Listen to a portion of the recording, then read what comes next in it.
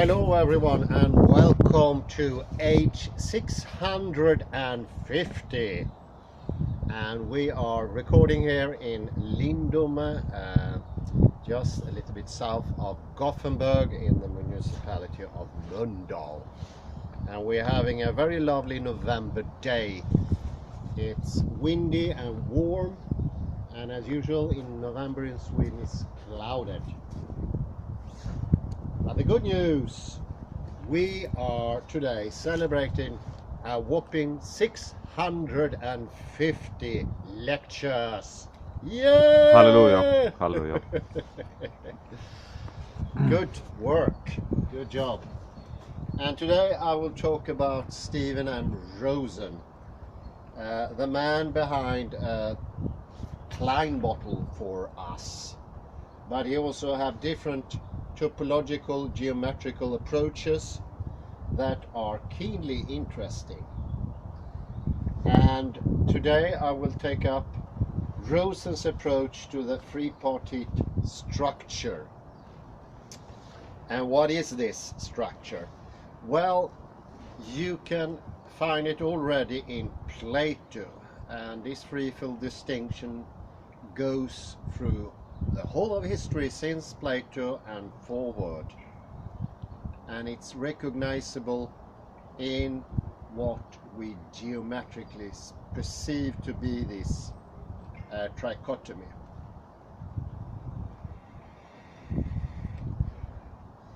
Well, let's start with the first term because it's a bit tricky in the beginning here. The first term refers to any particular object that is discernible through the senses. That's where it starts. This is laying the foundation.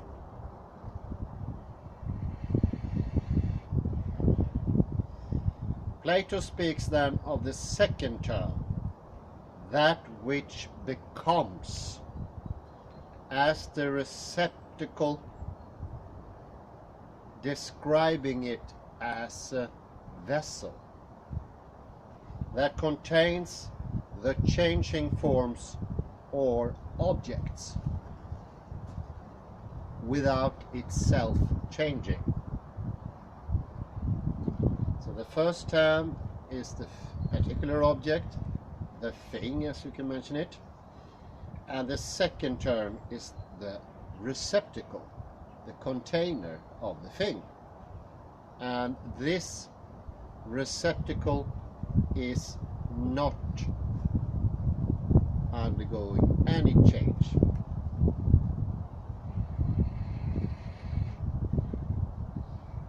He also describes, and this is from Timaeus, this receptacle as space.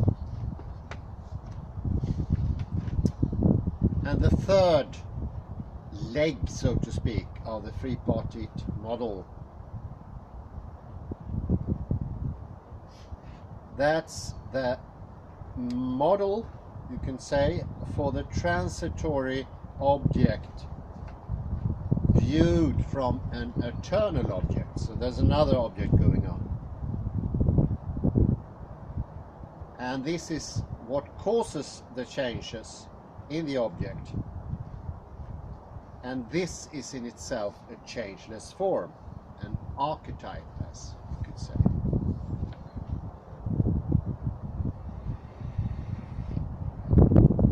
This perfect form is in Greek called eidos, a rational idea or ordering principle in the wind of the demiurge.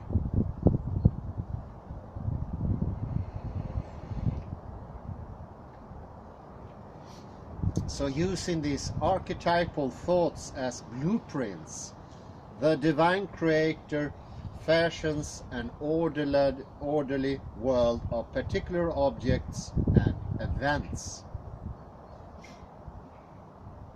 You could say that the third term brings in the element of subjectivity, though the subject is divinely personified in the Timaeus. Centuries later, with the Renaissance, and the philosophy of, well, you know who, Descartes.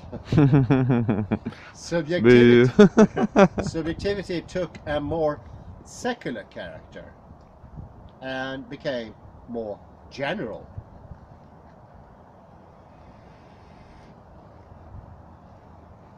According to Descartes, the object is res extensa, a thing extended in space. The subject, however, is res cogitans, a thinking thing, and entirely without spatial extension. And I think that's very, very important. We see a change here. There was a hint of existence in the demiurge or the divine idea, but here spatiality is lost somewhere.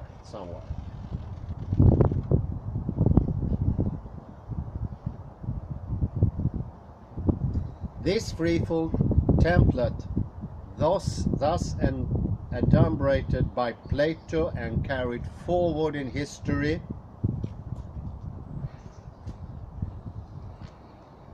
in the succeeding centuries, is that of object in space before subject.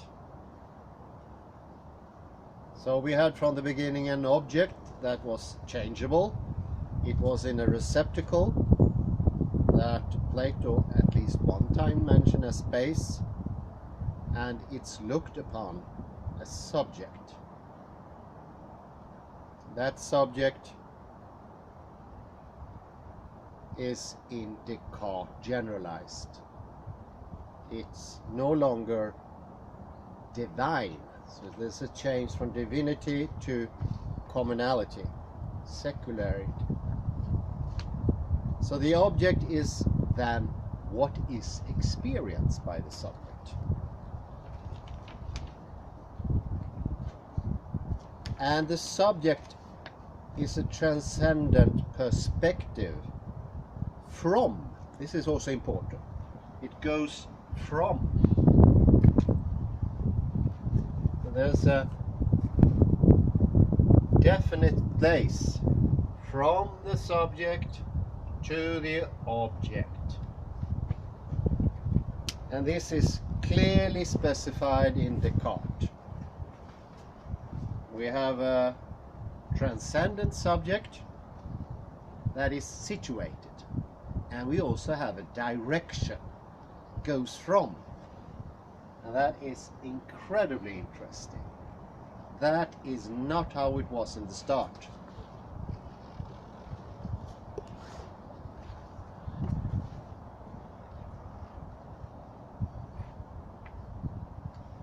And inside, or somewhere in the subject, there is an experience taking place. And space could be the container for the whole of this. The directionality, the from, and of course the to, and it's also where the subject is connected to. But sometimes subject is outside of space. And I would say already by Descartes the subject is no longer in the space even, as it was from the beginning. But the object is in space.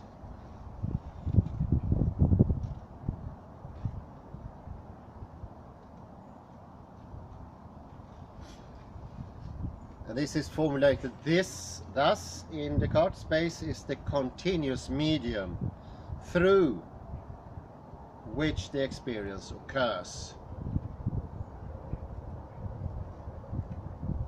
And the relationship among these three terms is that of categorical division.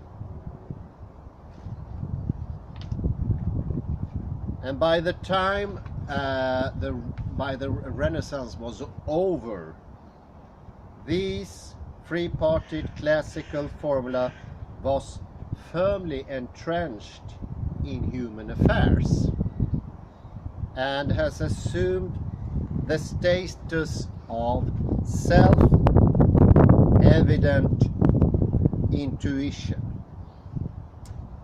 It was no longer verbalized. This was the normal intuition. And I think a very good example, not mentioned by Stephen M. Rosen, is Hume. When Hume made his investigation into the human mind and the world, he already perceived this intuitively. He was already there.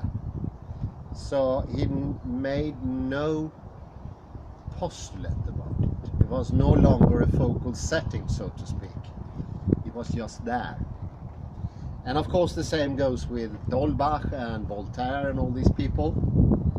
And that's very interesting. It started from being something explicit, one could say, or expletive, formulated, to being more implicit, or being completely implicit. And after that, all human perception was generally organized in terms of objects appearing in space before the gaze of a detached subject or subjects.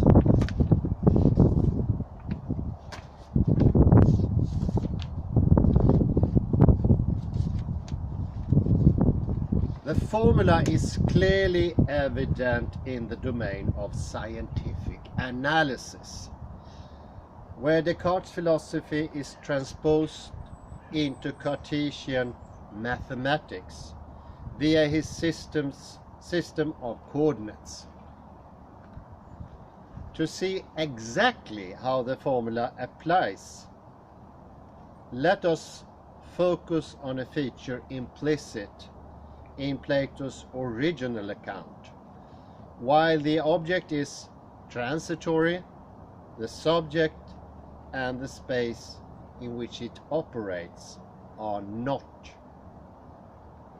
Let me rephrase that. Two things are unchanging. They do not move, and one is moving. And that invention or that development was clearly evident already in Plato, but it wasn't completely fixed by them.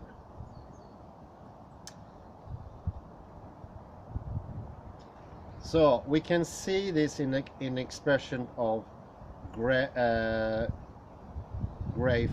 equations, considering the simple example of the equation of the parabola. And I try to do the equation of the parabola here. It's on the left hand side.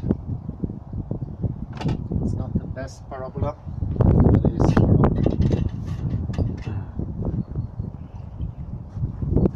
You can see here how the object is moving. One thing is moving here, not fixed, that's the object.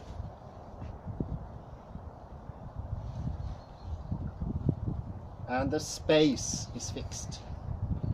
One thing is moving and another thing is fixed. This is the organization. It's incredibly interesting.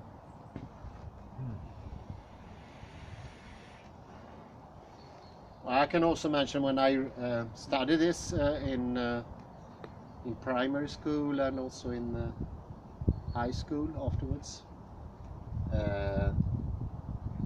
this was completely evident. Of course, one thing is stable and the other one is moving.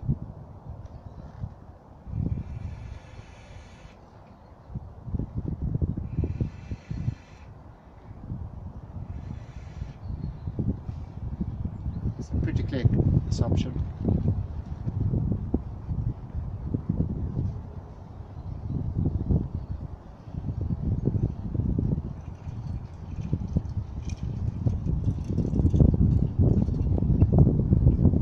So we have x and y. This is x and y. They are variables, terms whose specific values change from point to point in the xy coordinate system. The variables correspond to the object term of the tripartite scheme, while the coordinate system itself constitutes the invariant spatial framework in which the objects are embedded. The third term of the classical formula, that is the subject, can also be located in the graph, at least indirectly. At the center of the xy coordinate system, you have the 0 from y, 0 in x, the origin, the origo. And in the function space, this is called the function space, the origin plays a unique role, representing the locus at which analysis or observation begins. 0.0 serves in effect as the surrogate for the subject's eyes. For the fixed point of view from which empirical observations are made or analysis carried out. So we see here what was already put before us by Plato in the Timaeus. It's being transponded into this graphic form, and it's all based on intuition. It's very, one could even say, observation, because we already have this, and of course the observation would be this. This is a key point, one would say, a key point. And there is of course another key feature of the equation. By definition, the variables of the equation undergo change. You see here, when the object is moving, we have a change. We no longer have 0, 0, we have 1.2, we have 2.2, 2.3, and so forth. But the relationship between the variables do not change. It remains the same. This is stable. The equation thus expresses what remains invariant when particular line values in the coordinate system are transformed. The invariance of the equation mediates between the variability of the particular objects and the invariance of the subject and its space. We may say that the analytical subject brings order to the objects it encounters in space by imposing abstract invariance upon the concrete variability.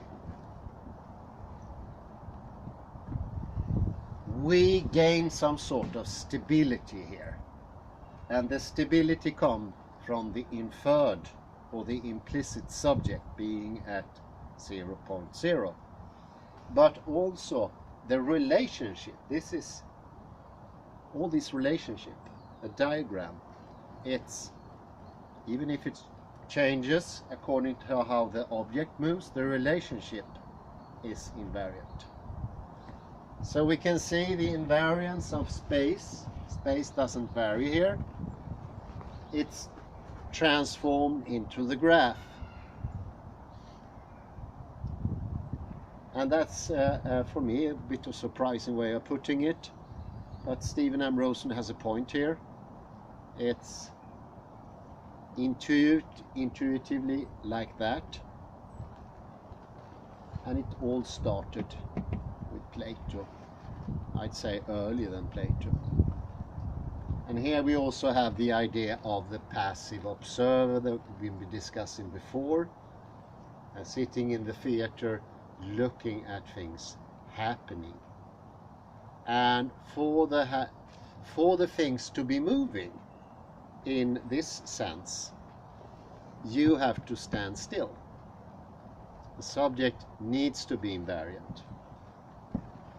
If the origin wasn't here, or it was moving, we couldn't define where the objects were. That wouldn't be localizable.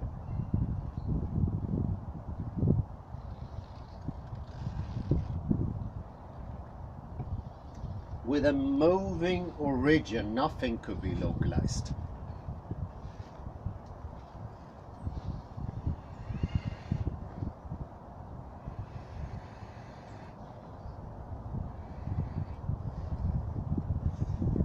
So one could say that in order to have a sort of movement in this sense, so something needs to be standing still.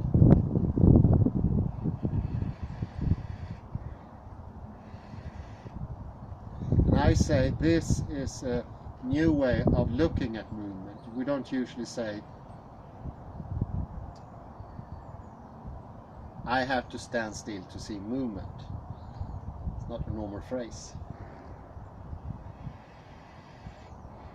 But it is implied here.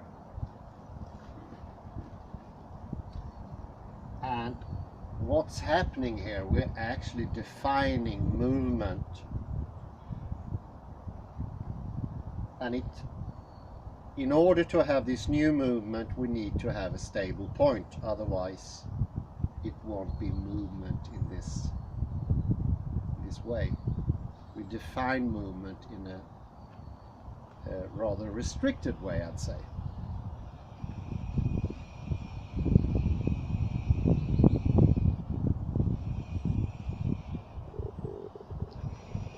Would there be a breach in this continuum? At this singular point, the relationship would be abrogated and the equation would assume a non-finite value. That means that it collapsed. So whatever transformations of object variables may occur within the spatial container, for the relationships between variables to be rendered invariant, the container itself must be invariant. It must stay intact, retain its continuity. And here we have a very interesting point from Rosen. While physics has been revolutionized since the days of Descartes, obviously, at the bottom the old formula continues to operate. And while a rather famous experiment in physics, Michelson-Morley experiment, indicated that Maxwell's equations for electromagnetism could not be shown to be invariant with respect to the classical dimensions of space and time. Einstein, as the fellow, soon stepped in to demonstrate that the invariance of the equations could be established within a new and integrated framework of space-time. In special relativity, the equations for electromagnetic interaction remained invariant under global transformations of four-dimensional space-time coordinates. And also in general relativity, the equations for gravitational interactions are invariant under local Riemannian transformations of space-time coordinates. Generally speaking then, relativity theory accounts for physical interactions by allowing the old space and time to vary within a new, more abstract context of changeless space-time. And this is similar in a way to what I showed yesterday.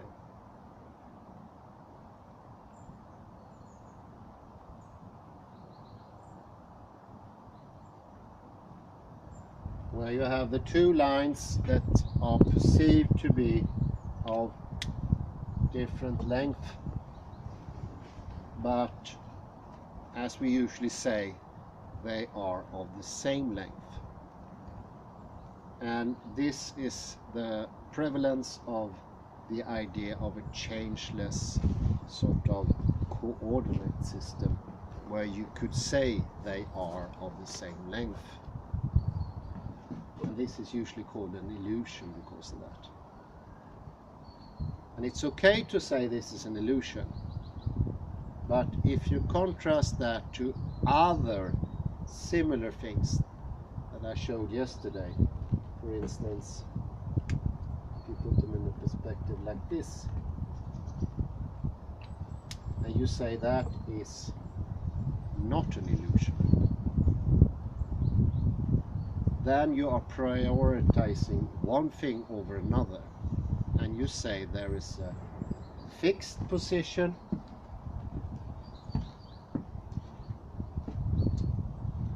and this fixation is very, very interesting. It's very interesting. It's been formed. It's aged old, and it's very, very interesting. This is where it all started.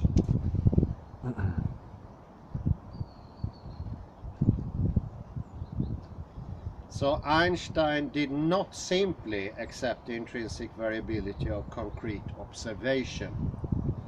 In his revision of classical physics, concrete observation itself is explicitly included in the account of nature by making this subjectivity into a new object, one whose transformations are invariant in a higher dimensional context. That's the space-time.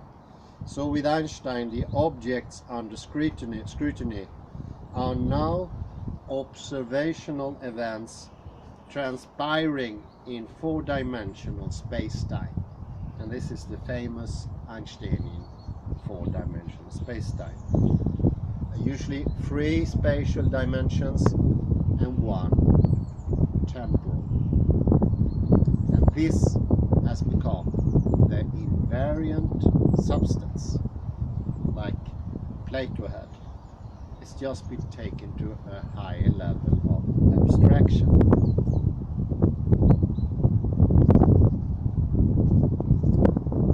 We are a step removed from concrete reality than was the case in his Cartesian predecessor. But nevertheless, in both cases, the traditional stance is strictly maintained. In both, we have object in space before subject. But doesn't this old formula break down in the other major revolution of modern physics?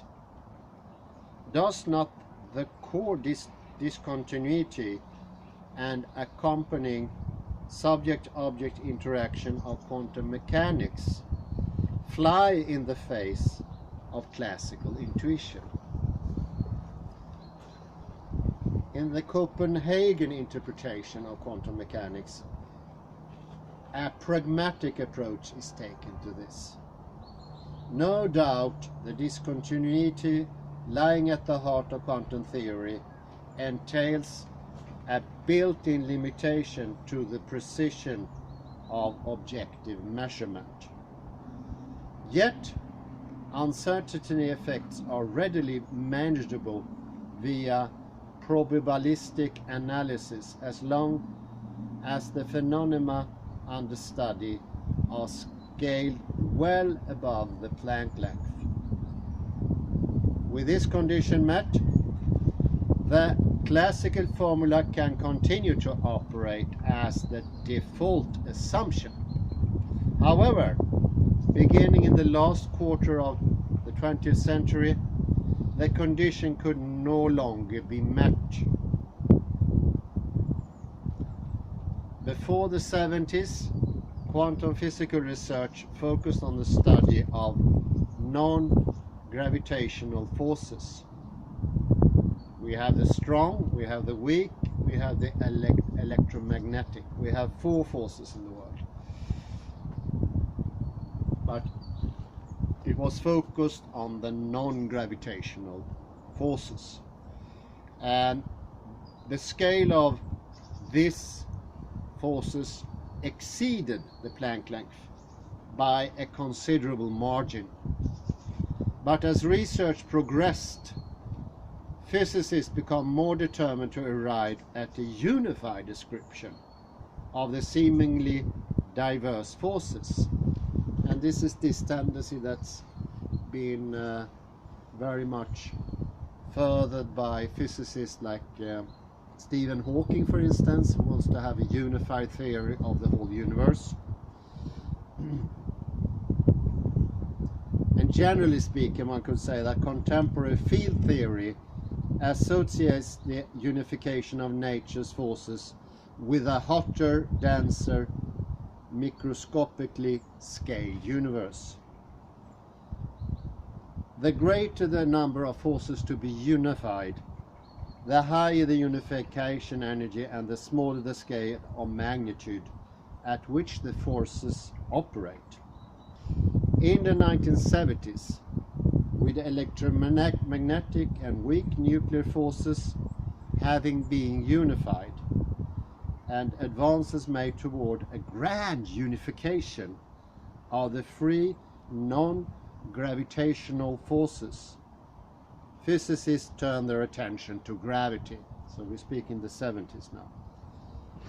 Now, in seeking to combine all 4 forces of nature in a single account, researchers could no longer avoid the ultramicroscopic Planck scale, wherein uncertainty becomes uncontrollable and probabilistic analysis break down.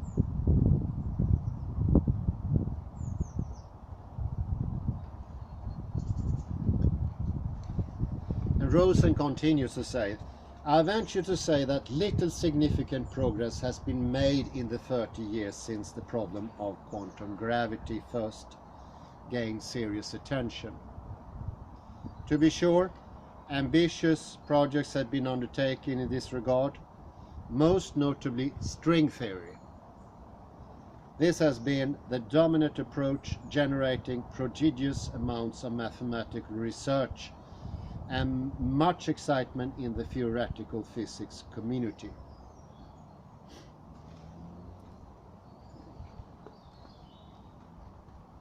So, according to string theory, the fundamental constituents of physical universe are not zero-dimensional points particles, as previously supposed. In the standard model of unification, you have that. But they are one-dimensional strings. The positing of fundamental vibrating strings is not motivated by empirical observations, nor is it based on positive theoretical insight, as particles leads one to probe below the Planck length into the forbidden zone of unmanageable energies and nonsensical equations. The assumption of string-like elements whose finite extension is no smaller than the Planck length allows one to avoid such a pitfall. So, what the problem is, in a nutshell, we don't want to go below the Planck length, because if we do that, this erodes, because you can no longer have an invariant perspective of a subjective. So within geometry itself, it breaks down here, and you end up with infinity and absurdity and paradoxes. And what Rosen wants to show is a general tendency to avoid that, and it's very, very clear that it's been avoided up to now. So this intuitive model is so strong that it penetrates all aspects of science still to this day. We try to avoid it because we need to have a starting point, an origo for everything. Not only because we want to have movements, it's also because we need objects. We feel a need for objects. And therefore, we constitute at the very same time, an invariant space. And I will try to elaborate that a bit. We were speaking about before Newton and his absolute space, and that is actually the same as having an absolute origin, starting point, an origo. Somewhere in the universe, from where you can measure everything. So this tendency is the inert points of reference, which they discussed in the late 17th century, and it was in this discussion Newton invented the bucket filled with water, and he said this is the inert origin of everything. And Leibniz of course said no, it's not.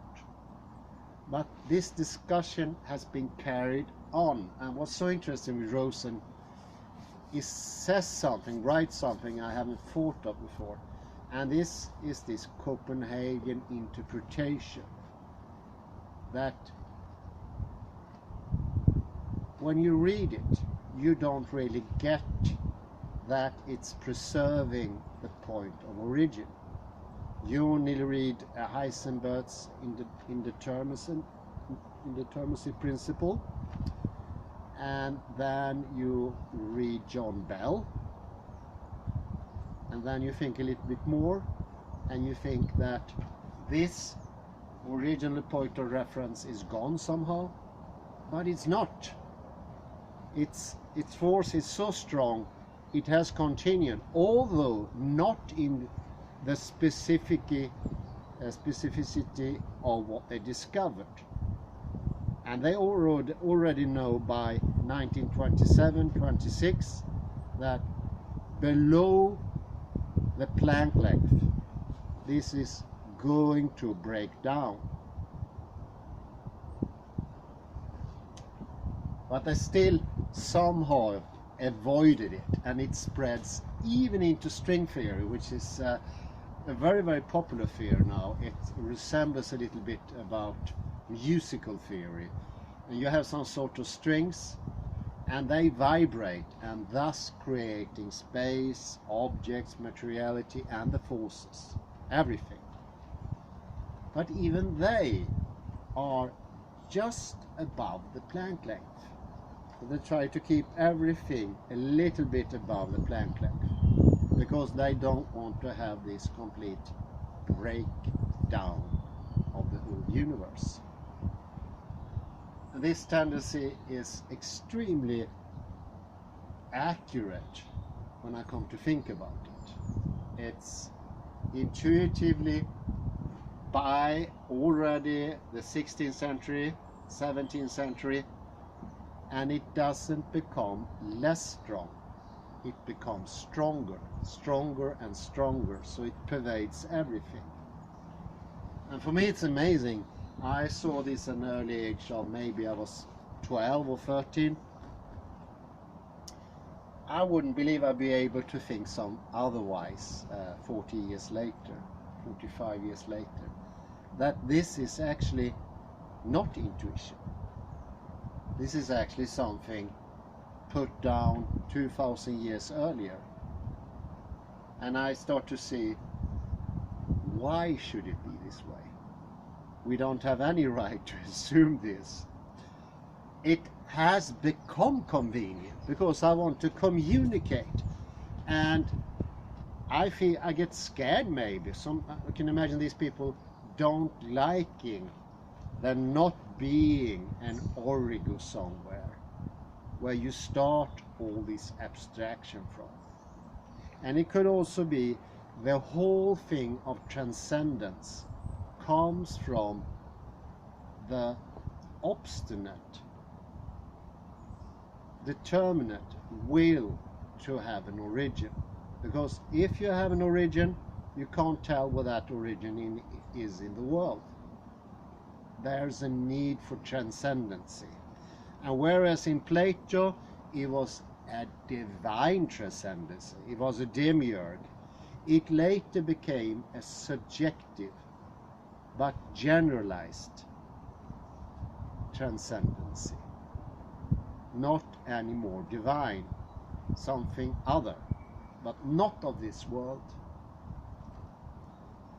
So we have an incredible need to have something not of this world that we cannot see, we never experienced, and we keep that because that's a precious tool. And I almost start to think of Gollum in Lord of the Rings, who keeps to his ring with all his might because he thinks the ring is going to save him. And what Rosen is pointing to, this is not the savior, this is something that's not very helpful actually. Something is a bit disastrous, because this tendency is putting the brakes on science. It makes it impossible to go forward. And yes, of course this is a human tendency, it shows the weak nature of the human beings, but still it seemed to be a gigantic problem. A problem that I think we are speaking 650. It should be our mission to break with simple tools to show people this need for an origin is unnecessary. And of course Stephen M. Rosen is strictly speaking about science, well, mostly science I'd say so far, but I would say this applies to human beings normally, because we always try to have an absolute origin, a position. Everybody's position today, we put in specific position. How do we do that? Well, we know that already. By tensing our knees, by putting our backs too further below, too strict. We tense ourselves. And why do we do that? Well, I would say is no doubt the effort to have this origo. That's the only reason I can think of. Because if you can't experience an origo, you will try to experience. And what you try to do is make yourself more passive, less movable, like a firm start. I need to stand still so I can see movement. So this can actually be the way of this fixation. And we mentioned it before. This is a very roundabout way of speaking about focal setting, but it makes it for scientific history, and it comes to complete surprise to me. I never thought before that Copenhagen interpretation actually in an experiential way kept the origo, although denying that they were doing the same. And it comes to me as a great surprise that that is also kept in string theory. So you can see there is a very specific need for this. But it looks very promising, and so far, of course, this needs to be digested. Comes from a very raw form of a very brilliant scientist like Stephen M. Rosen. But once digested, this will prove very, very fruitful, I'm quite certain. So I thank you very much for this Jubilee lecture, and I wish you a pleasant afternoon. Thank you very much. Thank you.